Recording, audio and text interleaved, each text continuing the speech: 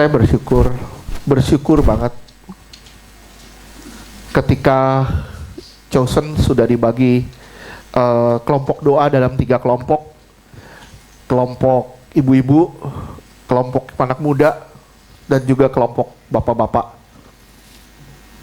Dan saya ngelihat di situ karunia-karunia mulai muncul. Karunia-karunia yang selama ini terpendam mulai kelihatan, mulai muncul. Dan ternyata benar, Tuhan menjadikan saudara dan saya sebagai pejuang di akhir zaman.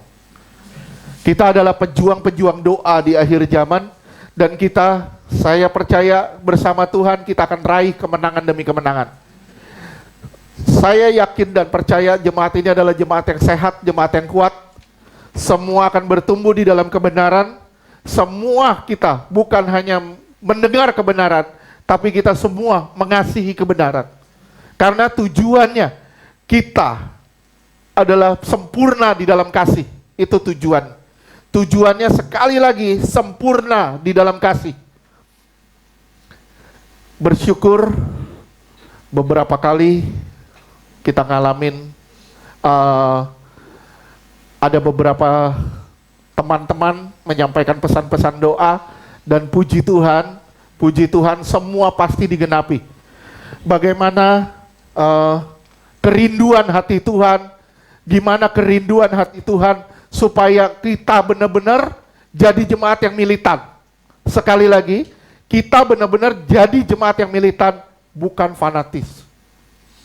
Tuhan gak mau jadikan kita fanatis, tapi militan.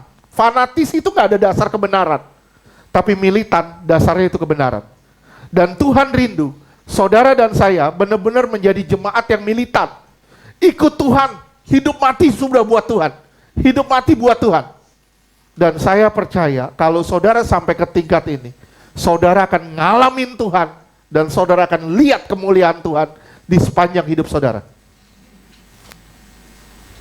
Ini luar biasa. Saya juga banyak ngalamin teguran.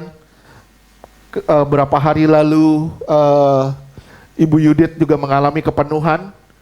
Puji Tuhan, saya juga ditegur tentang keraguan-raguan saya dalam menyampaikan firman, ketakutan saya ngelihat perasaan orang segala macam. Sampai Tuhan bilang gini sama saya, semakin kau ragu-ragu, semakin kau takut untuk menyampaikan kebenaran, takut orang tersinggung, takut orang ini.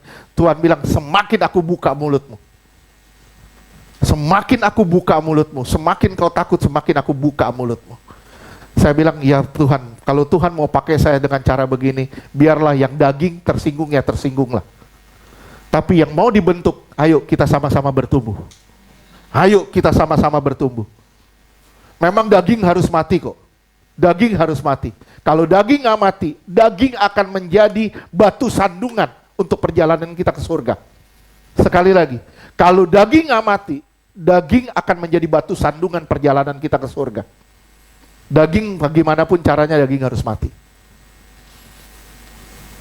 Tuhan juga rindu. Saudara, gimana caranya saudara punya hasrat yang luar biasa sama Tuhan? Hasrat yang luar biasa sama Tuhan, saudara, seperti seorang penjaga merindukan fajar pagi. Kalau saudara disuruh siskamling, misalnya kalau saudara disuruh siskamling, apa yang paling saudara rindukan? Bukan Indomie, bukan kopi. Yang paling saudara rindukan cepat pagi supaya saudara bisa cepat tidur. Itu yang paling dirindukan penjaga. Nah, gimana caranya kita merindukan Tuhan seperti penjaga merindukan fajar? Itu yang sebenarnya Tuhan paling rindukan dari kita. Ketika saudara datang ke Tuhan, saudara sadar gak? Ketika saudara datang ke Tuhan, itu muka Tuhan langsung begini. Ketika saudara datang ke Tuhan, saudara lipat tangan, saudara tutup mata, saudara mulai nyembah Tuhan, muka Tuhan langsung begini.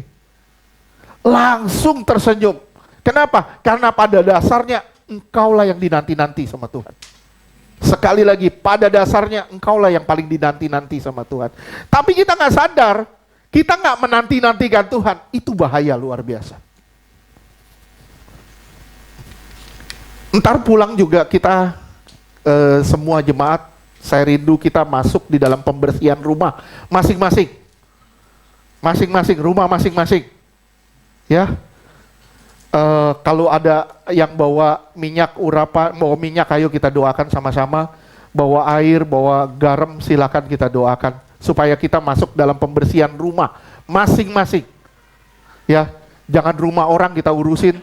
Rumah kita masing-masing aja, kita beresin. Oke, puji Tuhan.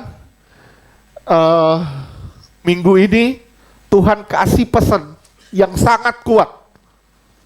Sangat kuat. Judulnya apa? Khotbah hari ini. Datanglah, oh Tuhan. Maranatha. Datanglah, oh Tuhan. Saudaraku, waktu kita semakin hari semakin singkat. Saudara sadar nggak? Setiap bangun pagi, umur saudara berkurang sehari. Tambah hari, tambah singkat. Saudara ngelewatin 1 minggu, saudara sadar nggak? Umur saudara berkurang 1 minggu. Berapa banyak dari kita membuang waktu kita seperti kita punya ini, seperti ini, nggak berarti. Nggak berarti, kita hancurin, kita lecek-lecek, kita buang waktu kita untuk sesuatu yang tidak bermanfaat, untuk sesuatu yang sangat tidak berguna. Kita lebih suka sosial, bersosial dengan manusia. Kita lebih suka berinteraksi dengan sesama kita, cekakak-cekikik. Bukan nggak boleh, silakan. Tapi kita lebih senang itu. Kita lebih senang menyalurkan hobi-hobi kita. Ada yang hobi tanaman, akhirnya waktunya habis di tanaman. Ada yang hobi anjing, waktunya habis di anjing. Nah, tanpa disadar, Tuhan mau kita punya hasrat sama Dia, seperti kita punya hasrat sama hobi kita. Tuhan itu harus jadi kesenangan kita. Waktu kita semakin hari semakin singkat. Orang hidup hari ini seakan-akan yang hidup hari ini, seakan-akan waktu itu tidak ada kesudahannya. Gue bebas bikin apa aja, gue bebas semau gue. Seakan-akan gak ada akhirnya, seakan-akan gak ada beres, gak ada sudahnya.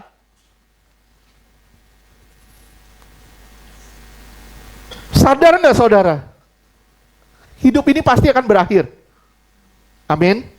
Dengan cara apapun, hidup di dunia ini pasti berakhir. Pasti. Pasti. Ya kalau berakhir, apa yang ada di balik kubur, itu yang kita persiapkan. Betul nggak? Kalau saudara mempersiapkan apa yang ada di dunia, saudara akan keteteran nanti, kelewatan. Begitu saudara mati, saudara masuk ke balik kubur, saudara akan ngelihat betapa sia-sianya hidupmu. Betapa sia-sianya hidupmu. Sekarang kita lihat di Wahyu, penutup dari kitab Wahyu, Wahyu 22 ayat 20.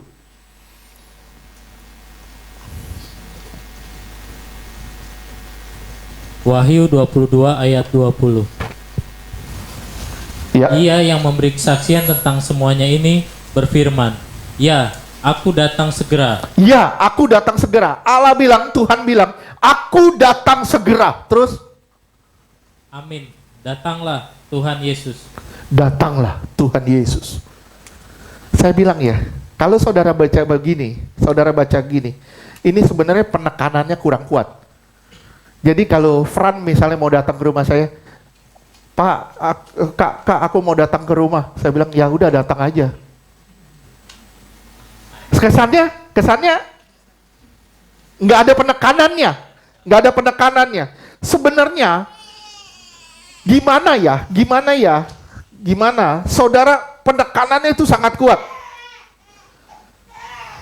Tidak peduli saudara rindu Tuhan atau tidak. Tidak peduli saudara rindu Tuhan atau tidak, Tuhan pasti datang. Nggak peduli saudara rindu Dia atau enggak, Tuhan pasti datang. Tuhan, jadi begini, di firman ini sebenarnya kalau mau lebih kuat gini nih. Aku datang segera. Ayo dong Tuhan, datang dong Tuhan, datang segera dong Tuhan. Benar-benar kita merindukan Tuhan sedemikian rupa. Merindukan Tuhan ada dua. Satu, frustasi. Gue udah capek hidup, gue udah banyak utang, gue begini-gini. Udah mati mungkin lebih enak kali. Itu bukan solusi. Sekali lagi, mati bukan solusi. Mati daging itu solusi. Oke? Sekali lagi, mati hidup itu bukan solusi. Kenapa? Karena kita banyak masalah. Tapi mati daging itu solusi. Kita matiin daging kita setiap hari. Itu solusi. Sampai Tuhan, saudara bilang sama Tuhan, iya dong Tuhan, datang dong. Saya ibaratkan gini misalnya. Mas Dedi misalnya. Dia mau gini. Misalnya ada Jokowi mau datang. Pak Ignatius, aku mau datang ke rumah. Kamu bilang apa? Ya udah datang aja. Datang aja. Itu kan artinya apa? Nggak ada penekanannya. Tapi kalau dia bilang, aku mau datang ke rumah. Iya dong Pak Jokowi, ayo datang ke rumah saya dong. Saya siapin deh. Saya siapin makanan. Saya siapin semuanya. Ada satu kerinduan. Ini yang Tuhan mau. Dan ini luar biasa loh. Ini luar biasa. Tidak peduli saudara rindu atau tidak, dia pasti datang. Kedatangan kali pertama, dia datang sebagai juru selamat. Amin. Tapi kedatangan kali kedua, dia datang sebagai hakim dan raja. Kedatangan kali pertama, dia datang menyelamatkan umat manusia. Kedatangan kali kedua, dia hakim. Dia hakimin. Siapa yang menjadi sekutu, siapa yang menjadi seteru. Siapa yang menjadikan dia raja, siapa yang menjadikan dia bukan sebagai raja. Kedatangan kali pertama sebagai juru selamat. Kedatangan kali kedua sebagai hakim dan raja. Saudaraku yang dikasihi Tuhan, dia hadir di dalam hidupmu. Dia menumbuhkan kasih di dalam hidupmu. Sampai saudara menjadikan dia segala-galanya. Itu tujuannya. Menjadikan dia segala-galanya. Sekali lagi, kedatangan kali pertama dia menyelamatkan saudara dan saya. Tapi kedatangannya kali kedua, dia melihat saudara dan saya, siapa yang terbebas dari dunia ini? Siapa yang sudah terlepas dari dunia ini? Kedatangan kali pertama dia menyelamatkan. Dia memberi kasih kepada saudara dan saya. Tapi kedatangan kali kedua, dia ngelihat kasih itu bertumbuh gak di dalam saudara dan saya. Kasih akan dia, bukan kasih akan dunia.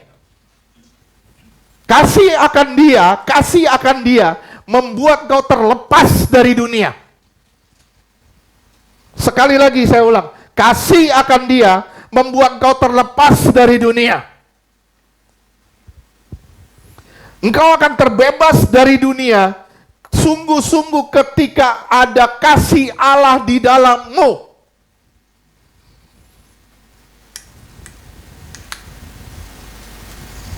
Saya tanya, berapa banyak dari kita? Saya rindu nih, benar-benar kita jujur sama hati kita. Berapa banyak dari kita berani ngomong, ya Tuhan, datanglah segera, aku siap. Berapa banyak dari kita jujur sama hati kita.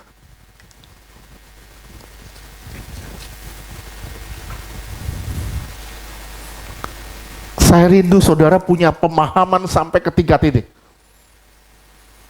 Begitu rindunya saudara sama kehadiran Tuhan, kedatangan Tuhan. Saudara benar-benar ngotot sama Tuhan. 1 Yohanes 2 ayat 15.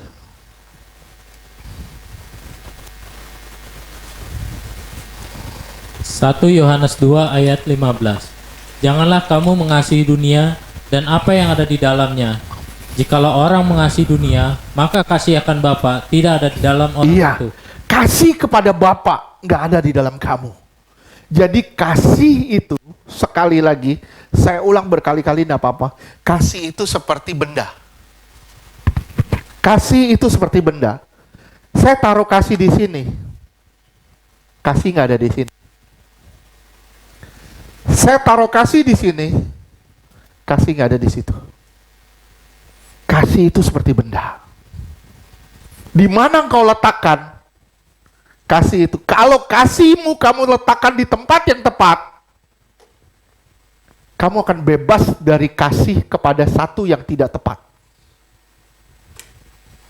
Kamu bisa lepas dari ikatan-ikatan dunia kalau kamu mengasihi Allah. Dan Allah sudah memberikan modalnya kepadamu, yaitu memberikan kasih itu hidup di dalammu. Tapi berapa banyak dari kita menumbuhkan kasih itu? Berapa banyak dari kita sungguh-sungguh menumbuhkan kasih akan Allah itu?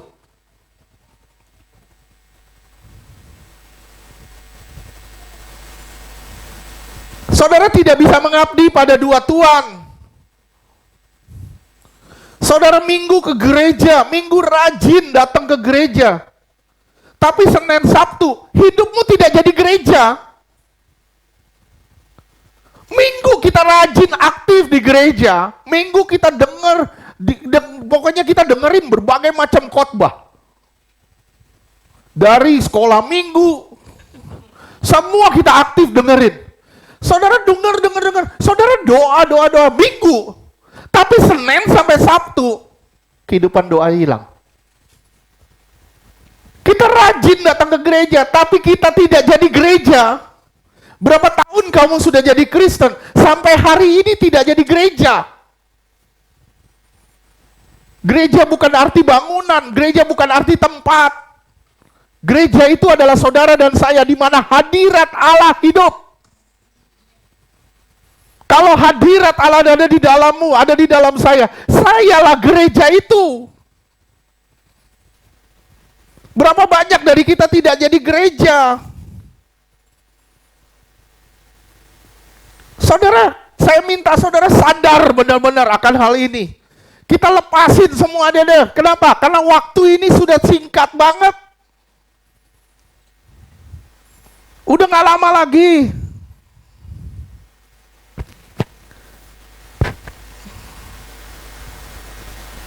Kita menginginkan dia sedemikian rupa sampai kita bisa bilang sama dia, ayo dong Tuhan, kapan Tuhan datang? Saya udah siap. Saya sudah siap, benar-benar saya sudah siap. Firman Tuhan di 1 Korintus 16 ayat 22.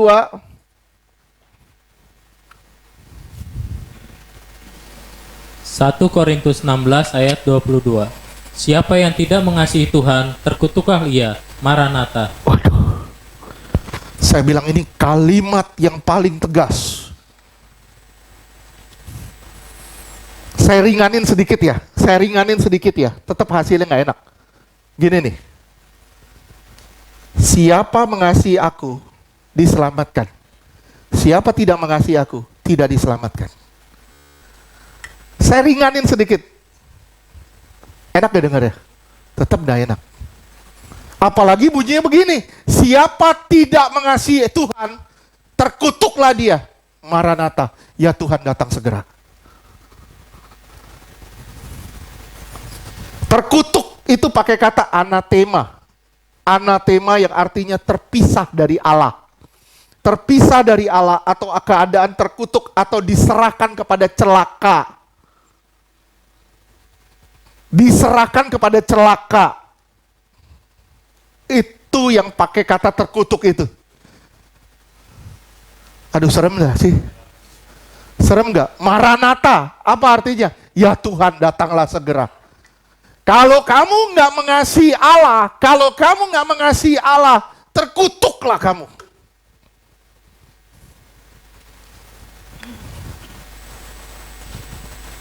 Orang yang sebut diri Kristen, tapi tidak hidup seperti yang Tuhan inginkan, atau tidak menginginkan kedatangan Tuhan, tidak siap akan kedatangannya kali kedua, itu membuktikan kalau dia belum mengasihi Allah. Ya.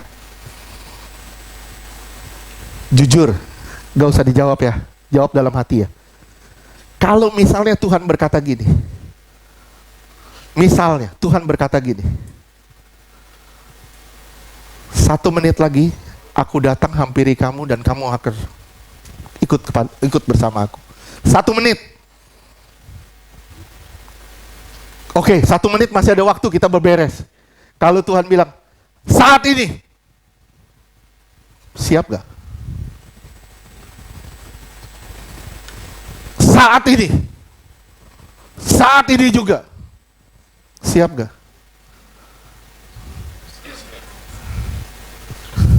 Udah beberes belum kita? Istilahnya gini, saudara punya koper, saudara bilang, mau berangkat nih, gue mau berangkat ke luar negeri misalnya. Saudara siapin koper, tunggu panggilan. Tunggu panggilan terus. Kagak datang-datang. Setahun, 2 tahun, 3 tahun, lama-lama kalau saudara bongkar lagi tuh koper. Lama-lama kita nggak nunggu lagi. Nah Tuhan udah ngomong gini dari 2000 tahun. Berapa banyak orang nungguin kedatangannya? Berapa banyak orang rindu sama kedatangannya? Saya boleh bilang sama saudara, sedikit. Sedikit sekali. Kita masih hidup semau-mau kita. Kita merasa dosa itu sah. Sekali lagi saya bilang yang minggu lalu, kalau dosa itu sah di dalammu, kalau dosa itu sah di dalammu, Tuhan tidak perlu mati bagimu.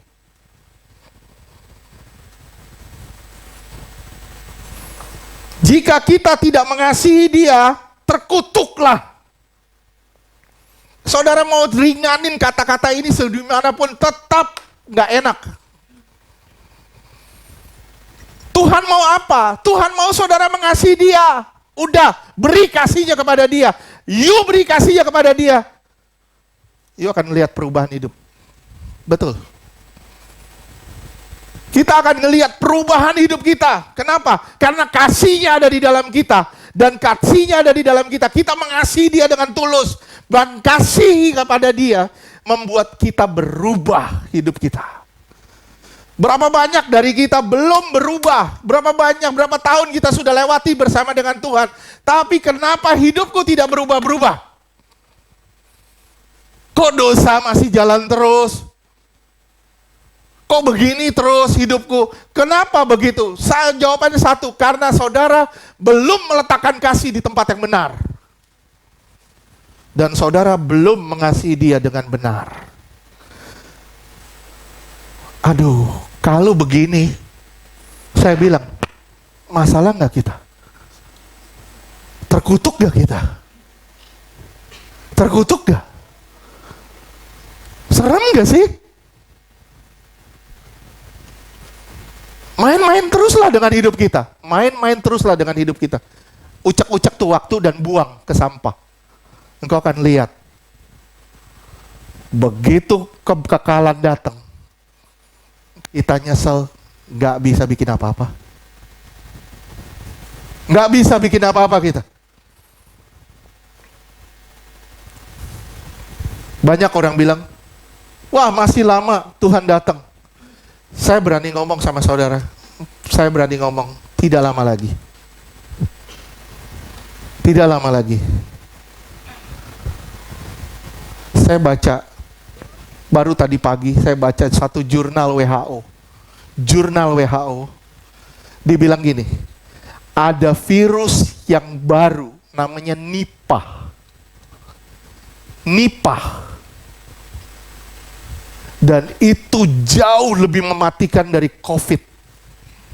Mainnya di mana? Pernapasan juga. Masih bilang hidup ini enak. Masih mau santai. Nggak bisa. Kita udah nggak bisa bersantai lagi. Sekarang waktunya lari kok. Kita nggak bisa enak-enak lagi. Sekarang waktunya kita berlomba. Sekarang waktunya benar-benar kita cepet-cepetan deh sama waktu.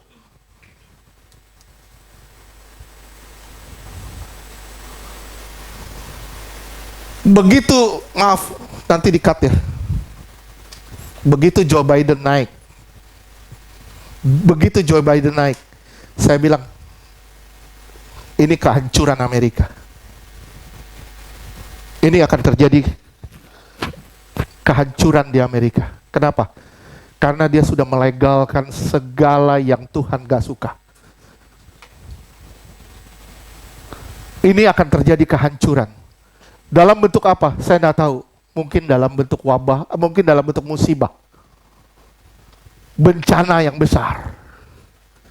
Ini luar biasa. Sekali lagi saya bilang, ini sangat melukai hati Tuhan. Sangat melukai hati Tuhan. Dia bersumpah di atas Alkitab. Dia bersumpah di atas Alkitab. Yang adalah kebenaran.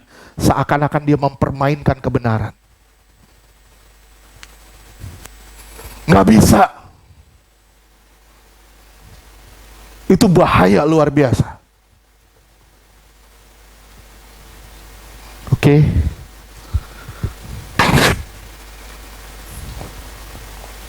Dan Donald Trump berkata begini. Dia berkata begini. Saya punya bukti kalau Bill Gates memberi uang kepada WHO senilai 50 juta dolar. 50 juta dolar untuk menyatakan COVID ini adalah pandemik. 50 juta dolar.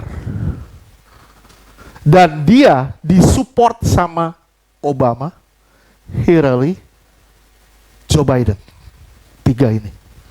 Supportingnya dia. Untuk menyatakan COVID ini sebagai pandemik.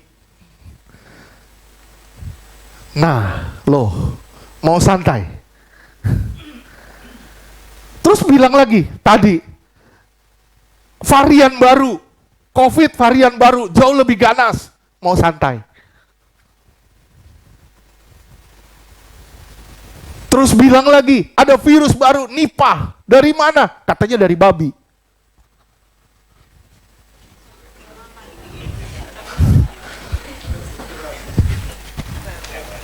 Mungkin kalau babi bilang lu fitnah lu. Babi, saya rasa gini ya. Ini virus tahun 1999. Kenapa muncul lagi sekarang? Kenapa muncul lagi?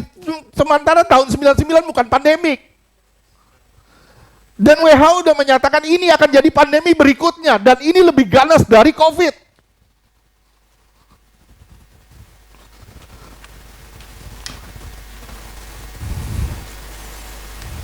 Kalau ini bukan racikan manusia atau permainan manusia, ini nggak seru katanya. Virus itu ada dari tahun 99 dan sekarang baru mau dikeluarin lagi, akan dikeluarin lagi. Dan Tuhan udah ngomong, akan ada yang lebih ganas dari COVID.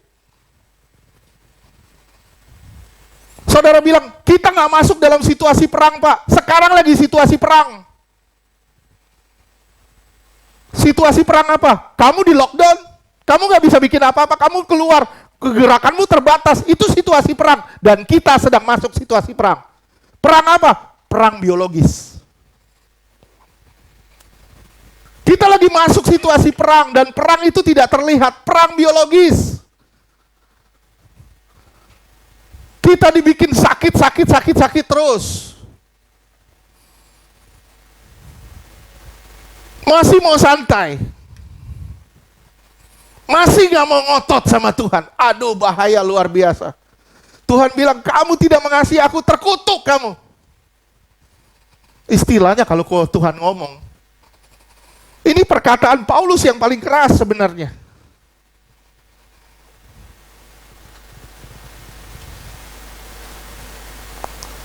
Bisa bayangin nggak?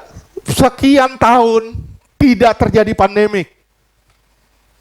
Nipah itu bukan pandemi.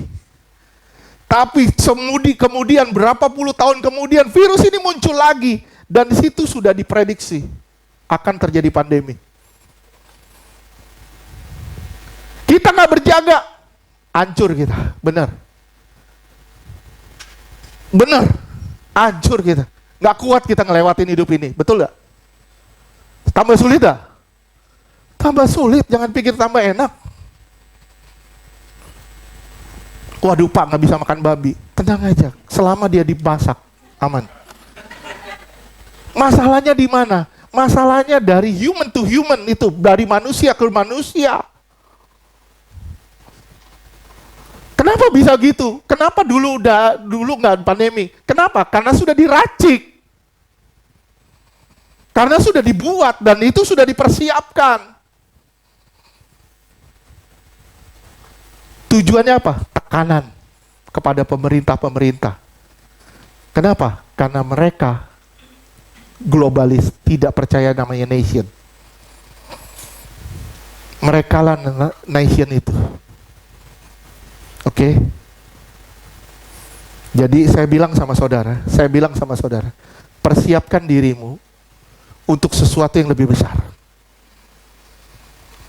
Persiapkan dirimu untuk sesuatu yang lebih besar. Mungkin kita bilang, kenapa ya gue lahir di zaman ini? Kita nggak bisa memilih kapan kita harus lahir. Yang kita bisa pilih, ikut Tuhan atau tidak, itu aja.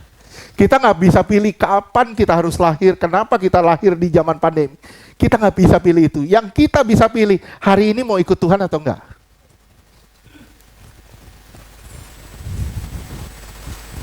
Itu aja pilihan kita, nggak ada yang lain kok. Berapa banyak dari kita hidup di bawah tekanan-tekanan, ketakutan.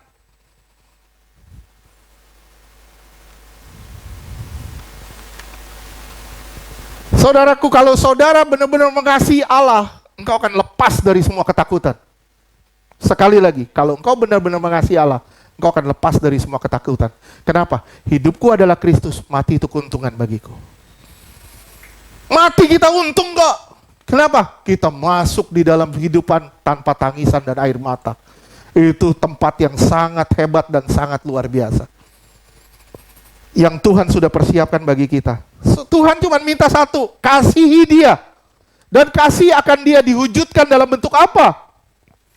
Kasih akan dia diwujudkan dalam bentuk melakukan firman-Nya. Yohanes 14 ayat 21 sampai 23.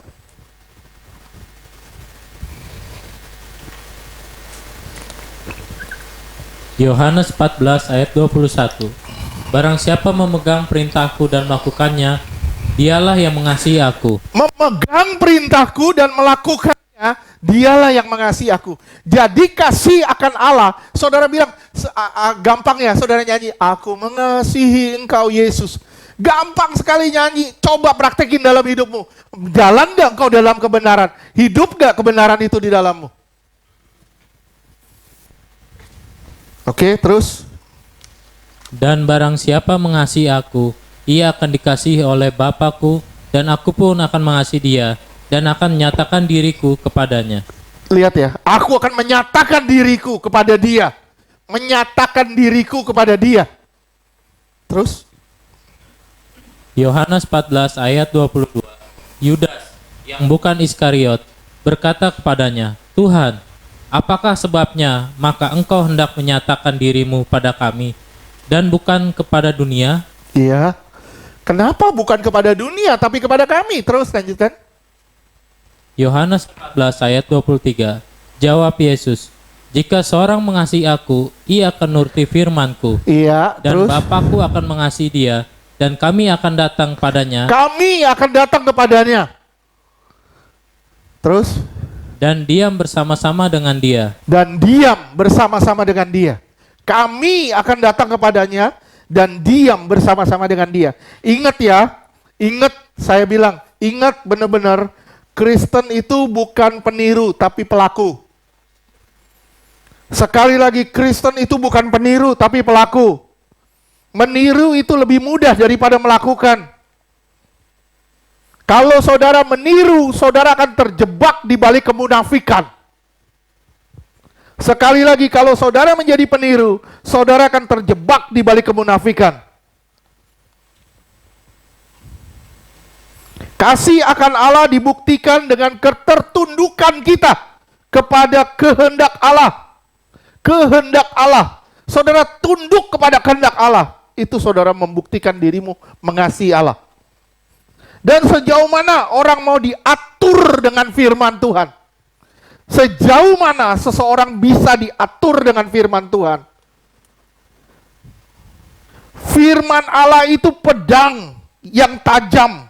Sekali lagi, firman Allah itu pedang yang tajam. Pedang bermata dua. Pedang bermata dua. Kalau firman Allah itu nggak tajam, itu pedang mainan namanya.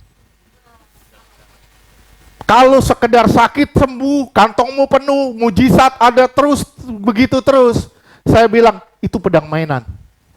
Firman Allah itu harus menegur, tegas, dan membuat engkau berbalik dari jalan yang salah. Ibrani 4 ayat 12.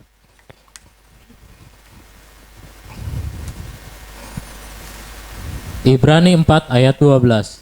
Sebab firman Allah hidup dan kuat. Firman Allah itu hidup, terus? Dan kuat. Dan kuat. Dan Terus? lebih tajam daripada pedang bermata dua manapun. Pedang bermata dua manapun. Kalau dulu pedangnya pedang Romawi. Matanya dua sisi. Jadi mau pukul kemanapun, pasti kena. Mau disabet kemanapun, pasti kena. Kenapa? Karena ada matanya dua. Mata dua. Dan itu tajam luar biasa. Firman Allah itu pedang yang tajam. Firman Allah itu tajam, menusuk. Firman Allah itu hidup, kuat.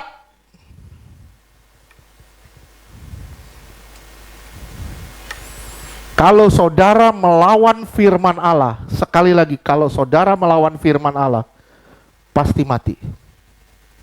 Pasti mati. Gak bakal bisa menang, survive.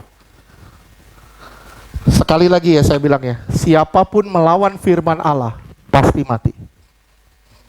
Kenapa? Dia pedang tajam kok, matanya dua kok. Firman Allah itu menusuk daging. Sekali lagi saya bilang, firman Allah itu menusuk daging. Orang yang hidup di dalam daging pasti tersinggung dan merasa gua dihakimin sama firman. Kenapa? Karena pada dasarnya daging. Hanya orang yang hidup di dalam daging yang merasa tersinggung dengan firman Tuhan. Firman Allah itu menusuk daging. Tapi orang yang hidup dalam roh akan bertobat dan tetap mau dikoreksi. Inilah yang disebut ketertundukan. Jadi sebelum Anda tunduk pada kehendak Allah, sebelum Anda tunduk pada kehendak Allah, Anda harus tunduk dulu pada firman Allah.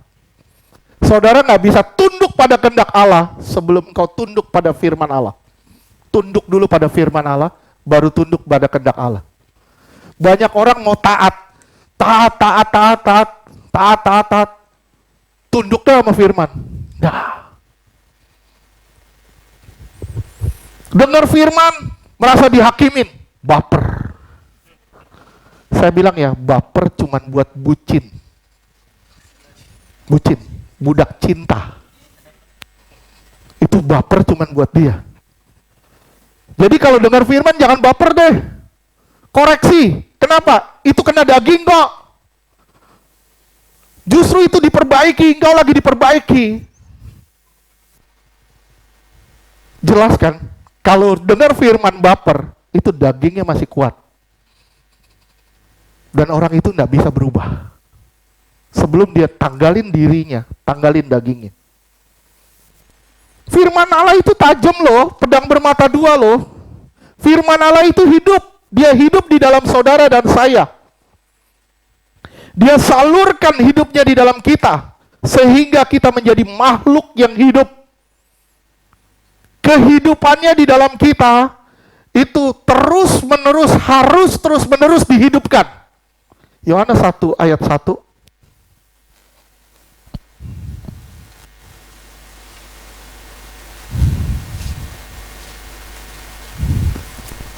Yohanes 1 ayat 1. Pada mulanya adalah firman. Firman itu bersama-sama dengan Allah, dan firman itu adalah Allah. Iya, ayat 14. Pada mulanya itu firman. Firman itu bersama dengan Allah.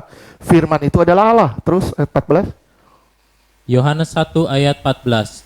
Firman itu telah menjadi manusia dan diam di antara kita, dan kita telah melihat kemuliaannya, yaitu kemuliaan yang diberikan kepadanya sebagai anak tunggal Bapa, penuh kasih karunia dan kebenaran. Firman itu telah menjadi manusia. Dia diam di antara kita. Diam di dalam saudara dan saya. Diam di dalam kita. Dan kita melihat kemuliaannya, itu kemuliaan yang diberikan kepadanya sebagai anak tunggal. Firman-Nya hidup. Firman itu menjadi manusia. Namanya Yesus. Dan Yesus hidup di dalam saudara dan saya. Berapa besar dia sudah ada di dalam saudara? Tergantung berapa besar dagingmu yang kau korbankan. Kalau saudara nanya, berapa besar Yesus di dalam saya? Berapa besar dagingmu yang telah terbuang? Semakin besar dagingmu kau singkirkan, semakin besar keberadaan Yesus di dalammu. Tujuannya apa? Sampai dia menjadi raja di dalam hidupmu. Kau tunduk pada kehendaknya. Tunduk dulu pada firman-Nya. Oke? Firman Allah itu hidup. Firman Allah juga kuat. Yoel 2 ayat 11.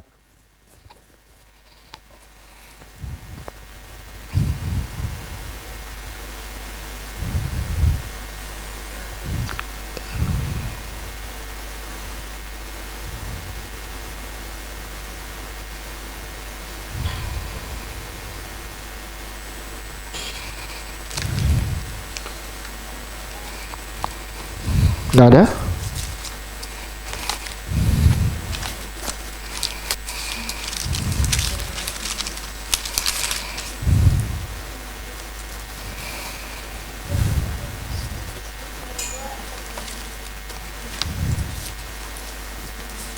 Yoel 2 ayat 9. Mereka menyerbu ke dalam kota, mereka berlari ke atas tembok, mereka memanjat ke dalam rumah-rumah, mereka masuk melalui jendela-jendela seperti Yoel 2 pencuri. ayat 11. Yoel 2 ayat 11. Dan Tuhan memperdengarkan suaranya di depan tentaranya. Pasukannya sangat banyak dan pelaksana firman-Nya kuat. Tuh, firman-Nya itu kuat.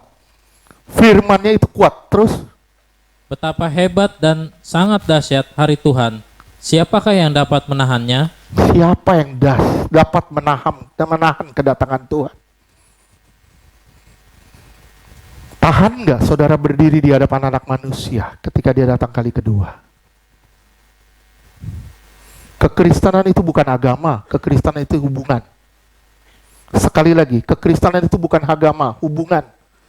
Kehidupan terjadi karena hubungan. Rumah tangga yang nggak punya hubungan, itu bukan rumah tangga yang ideal. Itu rumah tangga yang mati.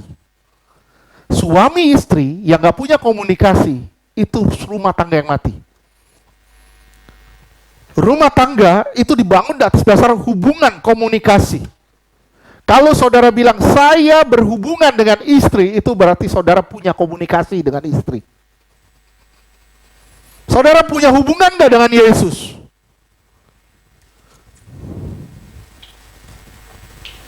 Saudara boleh bilang, waduh, Pak, saya itu begini-begini, saya punya hubungan gini-gini sama Yesus. You marah aja nggak bisa kendaliin. Emosi aja nggak bisa diredam. Terus bilang punya hubungan sama Tuhan. Hubungan macam apa? Hubungan sama Tuhan itu membuat kita berubah seperti Tuhan. Yang pertama, melakukan firman Tuhan. Kasih akan Tuhan dibuktikan dengan melakukan firman Tuhan. Yang kedua, kasih akan Tuhan dibuktikan dengan mengasihi sesama. 1 Korintus 13 ayat 1 sampai 3.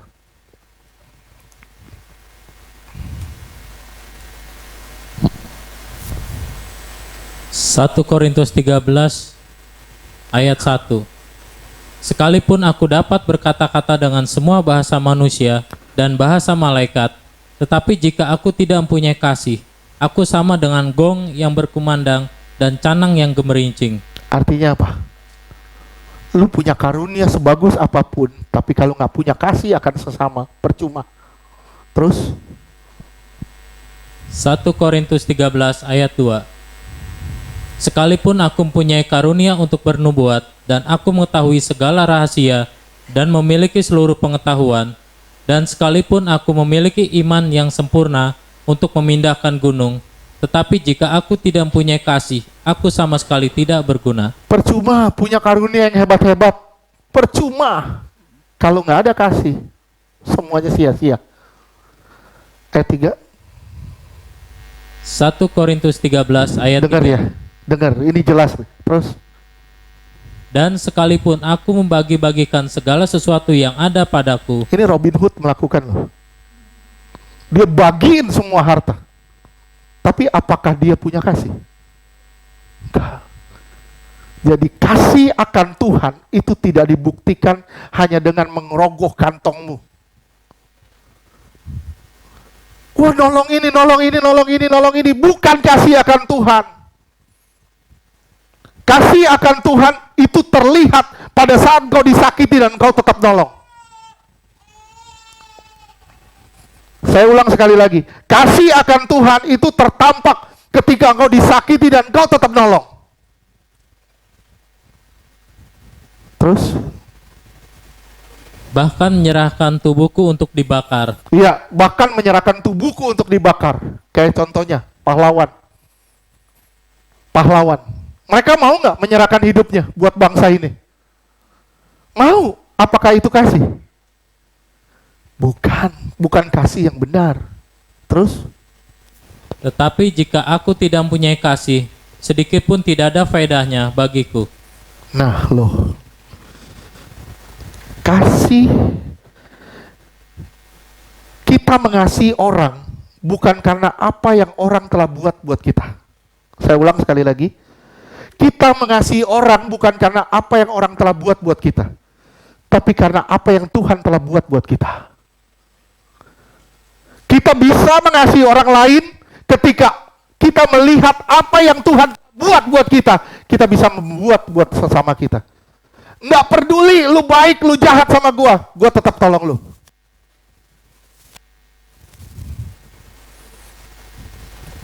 Orang baik itu menolong orang yang baik sama dia. Tapi orang benar, dia menolong orang yang jahat sama dia.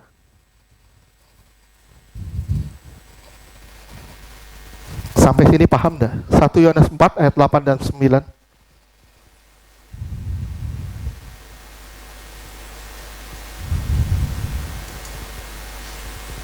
Satu Yohanes 4 ayat 8. Barang siapa tidak mengasihi, ia tidak mengenal Allah, sebab Allah adalah kasih. Nah, ini jelas. Jadi sekali lagi saya ulang, kasih itu bukan merogoh kantong, ngabisin semua aset, bukan. Tapi kasih itu bisa terlihat ketika orang menyakitimu dan kau terus pegang tangannya. Engkau tetap berdamai dengan dia. Itu luar biasa. Kasihmu itu terbukti. Terbukti ketika orang nggak mau dengerin kamu, tapi kamu tetap nolong dia. Terus 1 Yohanes 4 ayat 9. Dalam hal inilah kasih Allah dinyatakan di tengah-tengah kita, yaitu bahwa Allah telah mengutus anaknya yang tunggal ke dalam dunia. Ke dalam dunia yang sudah rusak ini untuk diperbaiki. Terus? Supaya kita hidup olehnya. Iya. Kita mengasihi orang bukan karena apa yang orang telah buat kita, tapi karena apa yang Tuhan telah buat kita. 1 Yohanes 4 ayat 17.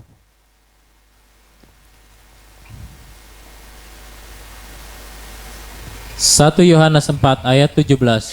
Dalam hal inilah kasih Allah sempurna di dalam kita, yaitu kalau kita mempunyai keberanian percaya pada hari penghakiman, karena sama seperti Dia, kita juga ada di dalam dunia ini. Perhatiin katanya baik-baik ya. Keberanian percaya pada hari penghakiman, engkau tahan berdiri di hadapan anak manusia. Kenapa? Kasihmu sudah teruji. Kasihmu benar kepada sesama. Kasihmu benar kepada Tuhan. Engkau nggak takut dengan hari penghakiman. Engkau berani ngomong, ya Tuhan datanglah segera. Aku nggak takut dengan hari Tuhan. Kenapa? Karena kasihku sama Tuhan sudah benar. Saya rindu nih semua kita sampai ke tingkat ini. Kasih kita sama Tuhan itu benar. Berapa banyak sih dari kita benar-benar sungguh-sungguh menantikan kedatangan Tuhan? Sekali lagi, berapa banyak dari kita sungguh-sungguh menantikan kedatangan Tuhan? Tuhan pernah ngomong gini, ada ayatnya di Yohanes 6. Kamu sibuk dengan makanan yang dapat binasa. Betul tak? Tapi Tuhan mau engkau sibuk dengan makanan yang tidak bisa binasa. Cari Tuhan yang benar. Hidupin Tuhan yang benar. Baru engkau akan lihat kemuliaannya dinyatakan dalam hidupmu. Ayat 20. 1 Yohanes 4 ayat 20. Jikalau seorang berkata, aku mengasihi Allah, dan ia membenci saudaranya, maka ia adalah pendusta. Karena barang siapa tidak mengasihi saudaranya yang dilihatnya, tidak mungkin mengasihi Allah yang tidak dilihatnya. Oke, simak ya. Saya ngelihat Pak Yogo, saya bisa nggak mengasihi dia, misalnya. Terus saya bilang, Tuhan, aku mengasihimu. Gimana kita bisa bilang aku mengasihi Tuhan, sementara yang bisa kita lihat aja kita nggak sayang?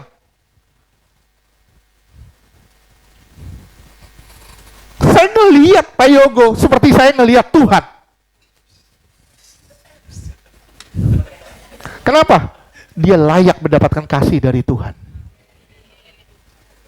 Oke? Sampai sini paham? Paham? Ayat 21. 1 Yohanes 4 ayat 21. Dan perintah ini kita terima dari Dia. Barang siapa mengasihi Allah, ia harus juga mengasihi saudaranya. Harus mengasihi saudaranya. Dan kasih itu tidak bisa dibuktikan dengan bagi-bagi angpau. Gak bisa buktiin itu. Gak bisa. Tuhan bilang, mau serahkan hidup, mau bakar diri sekalipun, itu bukan kasih. Kasih itu seperti apa sih? Nih, kasih seperti ini ya. Kasih itu begini. Menolong orang yang sebenarnya tidak layak ditolong. Itu kasih yang benar. Saya ulang sekali lagi. Kasih yang benar itu menolong orang yang sebenarnya tidak layak ditolong. Itu kasih yang benar. Udah ada belum di dalam kita? Halo? Halo, kenapa diam semua? Belum siap dong kedatangan Tuhan? Belum siap dong sama kedatangan Tuhan? Bahaya loh. Amin gak? Bahaya, benar-benar bahaya. Kasih yang benar adalah menolong orang yang sebenarnya tidak layak ditolong. Kita layak gak sih ditolong sama Tuhan? Kita layak gak sih diselamatkan? Kita udah rusak loh, nyakitin Tuhan benar-benar, kita udah hancur lebur. Tapi Tuhan bisa datang ke kita dan Tuhan bilang, kamu berharga di mataku nah. Tuhan kita bilang, Tuhan aku ini debu Tuhan. Tuhan bilang, ya debu yang akan kuubah jadi permata. Aku ini tidak ada artinya. Ya bagiku kamu sangat berarti. Kita nggak layak terima itu. Tapi Tuhan menjadikan kita layak. Itu kasih yang benar. Berapa banyak dari kita sampai ke tingkat ini? Kasih membawa kita pada pertumbuhan dan kebangunan rohani. Tidak bergantung dari saya aja. Tidak bergantung pertumbuhan gereja ini tidak bergantung dari saya saja. Tidak bergantung dari saya saja. Tapi dari semua kita yang punya kasih di tempat ini. Saudara yang merasa mengasihi Tuhan, saudara yang merasa hidup bagi Tuhan, kasihmu harus dibuktikan. Mulailah berdoa bagi mereka yang sebenarnya tidak layak didoakan. Siaplah menolong bagi mereka yang sebenarnya tidak layak kamu tolong. Selain kau melakukan firman, kau membuktikan kasih dengan cara mengulurkan tangan, terutama bagi mereka yang tidak layak diulurkan tangan. Amin. Jika ya, berarti saudara siap dijemput. Inilah gereja akhir zaman. Tuhan mau menjadikan kita ini gereja akhir zaman yang sungguh-sungguh siap dibentuk, yang sesuai dengan kehendak Allah. Kita sebagai gereja, kita harus punya 3 prinsip. Kita harus punya 3 prinsip. 3 prinsip penting ketika engkau berhadapan dengan dunia. Ketika engkau berhadapan dengan dunia, ini yang pertama ya.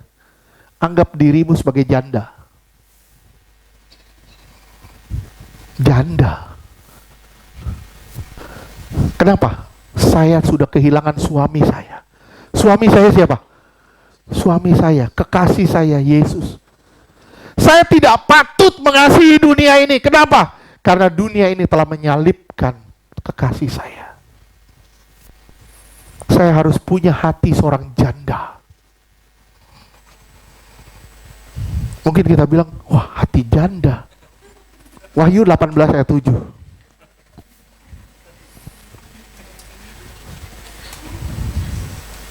Wahyu 18 ayat 7. Berikanlah kepadanya siksaan dan perkabungan, sebanyak kemuliaan dan kemewahan yang telah ia nikmati, sebab ia berkata Ini sudah dalam jatuh hatinya, ya. Orang yang sudah jatuh, terus Aku bertahta seperti ratu, aku bukan janda. aku bukan janda, hanya orang yang sudah jatuh di dalam dosa, yang tidak punya hati seorang janda. Terus, Dan aku tidak akan pernah berkabung. janda itu berkabung. Oke? Hanya orang yang jatuh yang tidak punya hati janda, yang tidak merindukan pasangannya. Sekarang udah ngerti kan? Janda kan? Ngerti kan? Saya punya hati janda gak?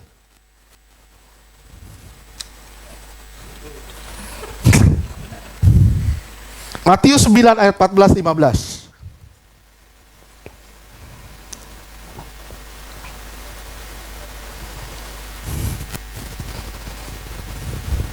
Matius 9. Matius 9 ayat 14. Kemudian datanglah murid-murid Yohanes kepada Yesus dan berkata, "Mengapa kami dan orang Farisi berpuasa, tetapi murid-muridmu tidak?" Ya, kenapa sih? Aku berpuasa kok kamu tidak? Murid-muridmu juga nggak ada yang puasa. Terus 15. Matius 9 ayat 15. Jawab Yesus kepada mereka, "Dapatkah sahabat-sahabat mempelai laki-laki berduka cita selama Dapatkah? mempelai itu bersama mereka?" Nah, ketika Tuhan bersama-sama dengan murid-muridnya, Tuhan bilang, dapatkah mereka berduka cita? Tidak. Terus? Tetapi waktunya akan datang mempelai itu diambil dari mereka, dan pada waktu itulah mereka akan berpuasa. Nah, ini hati janda. Ketika mempelai itu diambil, baru si mempelai perempuannya punya hati seorang janda. Aduh, ternyata gue gak bisa hidup tanpa dia. Saya gak bisa hidup tanpa Tuhan. Hari ini dia telah diambil. Di sini aku harus berkabung di dunia ini. Dunia ini bukan rumahku. Rumahku di sana bersama idamanku. Rumahku di sana bersama idamanku. Maaf ya. Kita pasti pernah merasakan kehilangan semua di sini. Benda apa yang mengingatkan kita sama pasangan kita? Benda apa?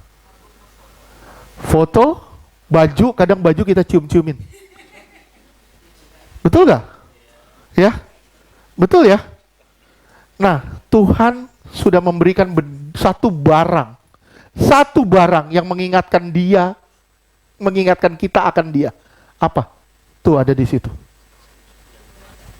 Tubuhnya dan darahnya. Berapa banyak dari kita punya hati janda? Kita rindu akan dia. Kita mau dekat sama dia. Kita mau dia tinggal di dalam saya. Saya nggak suka sama dunia ini. Kenapa? Karena dunia ini sudah menyalibkan dia.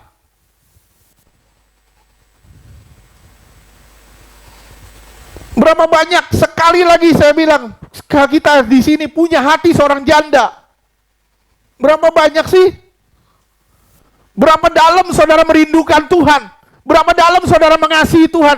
Berapa dalam saudara mau tinggal bersama Tuhan? Saya bilang, waduh Pak, khotbahnya nggak nyampe di pikiran. Saya bilang, harus nyampe.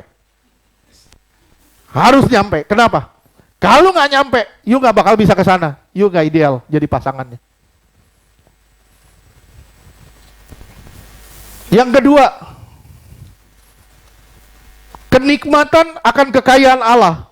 Kenikmatan akan kekayaan Allah. Yang pertama tadi, terhadap dunia, engkau harus punya hati seorang janda.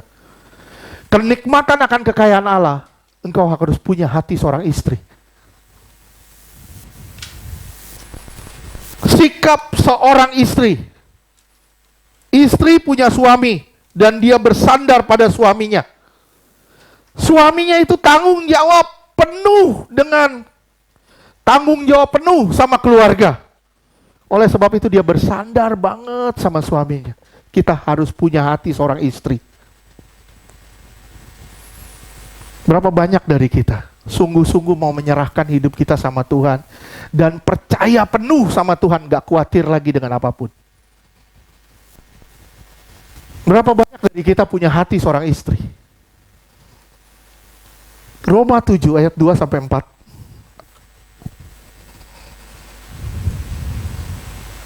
Roma 7 ayat 2. Sebab seorang istri terikat oleh hukum kepada suaminya selama suaminya itu masih hidup. Akan tetapi apabila suaminya itu mati, bebaslah ia dari hukuman yang mengikatnya pada suaminya itu. Ya, terus ayat 3. Roma 7 ayat 3. Jadi selama suaminya hidup, ia dianggap berzina kalau ia menjadi istri laki-laki lain. Tetapi jika suaminya telah mati, ia bebas dari hukum, sehingga ia bukanlah berzina kalau ia menjadi istri laki-laki lain. Ayat 4. Jadi ada hubungan, ada ikatan. Terus Roma 7 ayat 4. Sebab itu, saudara-saudaraku, kamu juga telah mati bagi hukum Taurat oleh tubuh Kristus, supaya kamu menjadi milik orang lain, yaitu milik Dia yang telah dibangkitkan dari antara orang mati, agar kita berbuah bagi Allah. agar saudara dan saudara berbuah bagi Allah. Gimana sih caranya? Kita bersandar penuh sama dia sebagai seorang istri. Kita terikat penuh sama dia sebagai seorang istri. Bisa bayangin nggak? Saudara di sini pasti punya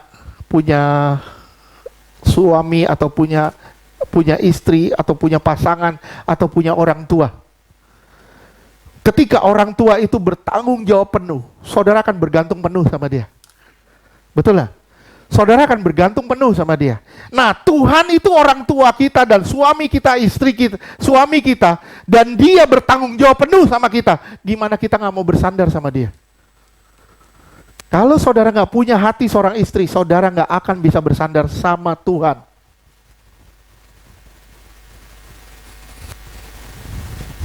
Saya tanya sekarang, udah punya hati janda belum? Hah? Udah belum? Nggak ada yang bisa jawab kan? Gimana? Berani nggak ngomong? Ayo Tuhan datanglah segera, saya sudah siap. Punya hati janda nggak?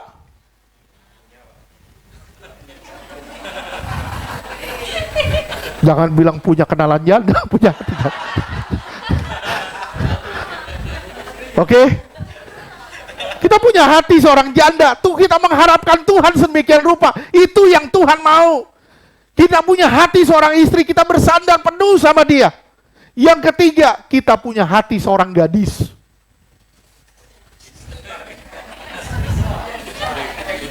Gadis apa?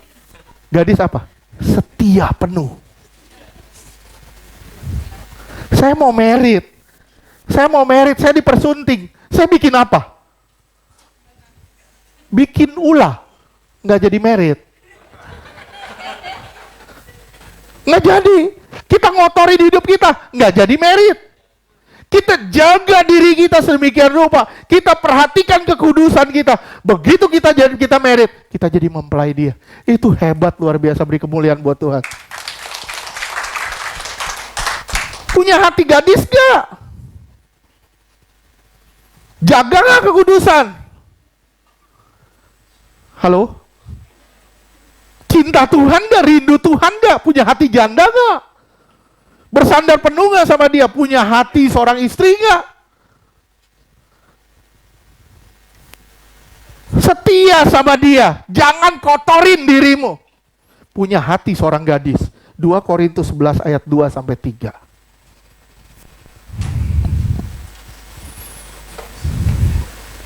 Korintus 11 ayat 2. Sebab aku cemburu kepada kamu dengan cemburu ilahi, karena aku telah pertunangkan kamu kepada satu laki-laki untuk membawa kamu sebagai perawan suci. Kamu pada harus Kristus. dibawa menjadi perawan suci, artinya tidak tersentuh oleh dunia. Begitu engkau kawin dengan dunia, engkau gak bisa kawin dengan Allah. Maaf ya. Engkau kawin atau menyatu dengan dunia, engkau cinta dunia, engkau gak bisa kawin dengan Allah. Engkau gak akan jadi mempelai Kristus sampai kapanpun. Dan kau pasti gak berani ngomong, ya Tuhan datanglah segera. Ayat 3. 2 Korintus 11 ayat 3. Tetapi aku takut kalau pikiran kamu disesatkan dari kesetiaan kamu yang sejati kepada Kristus, sama seperti Hawa diperdayakan oleh ular itu dengan kelicikannya. Iya. Sekarang kita lihat Kidung Agung 4 ayat 12.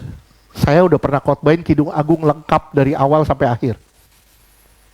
Coba lihat Kidung Agung 4 ayat 12. Kidung Agung 4 ayat 12. Dinda, pengantinku, kebun tertutup engkau, kebun tertutup dan mata air termatrai. Iya. Saya contohin gini, ini Karen ya. Karen, kamu kebun tertutup, artinya apa? Nggak semua orang bisa masuk dalam hidupmu. Karena kamu milikku, kamu tertutup. Kamu milikku, kamu tertutup. Berapa banyak dari kita punya hati seorang gadis dan kita tertutup dari semua kejahatan dunia. Semua sifat-sifat dunia kita tertutup di situ. Kita nggak kotorin diri kita. Oke? Dan di situ dibilang dan mata air termeterai. Artinya ada Roh Kudus di dalam saudara dan saya. Dan kita termeterai di situ. Roh Kudus ini memberi saudara kehidupan. Dan saudara menjadi kebun yang tertutup.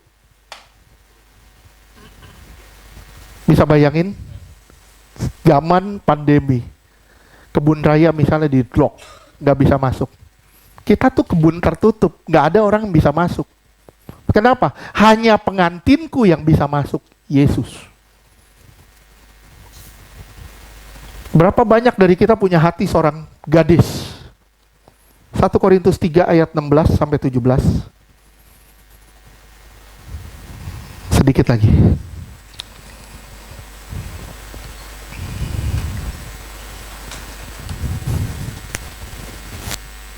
Satu Korintus 3 ayat 16. Tidak tahukah kamu bahwa kamu adalah bait Allah Kamu itu bait Allah. Terus? dan bahwa Roh Allah diam di dalam kamu? Roh Allah ada hidup di dalammu. Terus? 1 Korintus 3 ayat 17. Jika ada orang yang membinasakan bait Allah, Jika engkau hidup semau-maunya, terus? Hidup dalam dosa, terus? maka Allah akan membinasakan Allah dia. akan membinasakan dia. Waduh, gak enak banget ya dengernya. Terus? Sebab bait Allah adalah kudus, Bait Allah itu kudus. Terus? dan bait Allah itu ialah kamu. Bait Allah itu adalah kamu. Kamu ngancurin dirimu. Kamu hidup suka-suka. Saya bilang, kamu sedang melawan Allah. Dan kamu gak akan bisa menang lawan Allah. Sampai sini ngerti? Berapa banyak dari kita punya hati seorang janda? Rindu banget sama Tuhan, rindu banget sama Tuhan. Saya nggak pengen tinggal di sini, saya pengen di sana sama Tuhan. Berapa banyak dari kita punya hati seorang istri yang bergantung penuh sama Tuhan, bersandar penuh sama Tuhan. Berapa banyak dari kita punya hati seorang gadis, jangan nggak mau dikotorin ya. Saya nggak mau dikotorin, sampai hari Tuhan saya jadi mempelainya. Kalau saudara punya hati begini, saudara hidup di dalam kasih, dan kasih di dalammu akan membawa engkau berjumpa muka dengan Allah, dan engkau tidak masuk di dalam jerat. Saya bilang lagi, engkau tidak masuk di dalam jerat. Kenapa? Karena jerat itu ketika engkau mengasihi dunia, dan engkau hidup di dalam dunia, engkau hidup bagi dunia. Berani nggak kita ngomong sama Tuhan? Ya Tuhan, datanglah segera. Hari ini saudara dengar firman, saya berharap beberapa waktu ke depan saudara punya kerinduan yang luar biasa sama Tuhan. Kalau saudara sampai ke tingkat ini, saudara siap dijemput sebagai mempelai. Bisa bayangin? Begitu kita ibadah, kita hilang semua, jebret. Kita dibawa Tuhan di awan-awan, kita berjumpa dengan mempelai kita. Dan kita bilang, aduh leganya, saya berjumpa dengan mempelai saya. Saudara bilang, lama? Enggak, karena waktunya sudah makin dekat. Sudah sangat singkat. Aduh, saudara mau lihat tanda zaman banyak sekali. Saya nggak bisa ngomongnya, banyak sekali. Saudara pelajarin sejarah-sejarah, saudara pelajarin sejarah, saudara akan lihat benar-benar waktunya sangat singkat. Udah bukan waktunya lagi kita main-main, udah waktunya kita hidup di dalam Tuhan. Udah waktunya kita sungguh-sungguh mengikut Tuhan. Amin.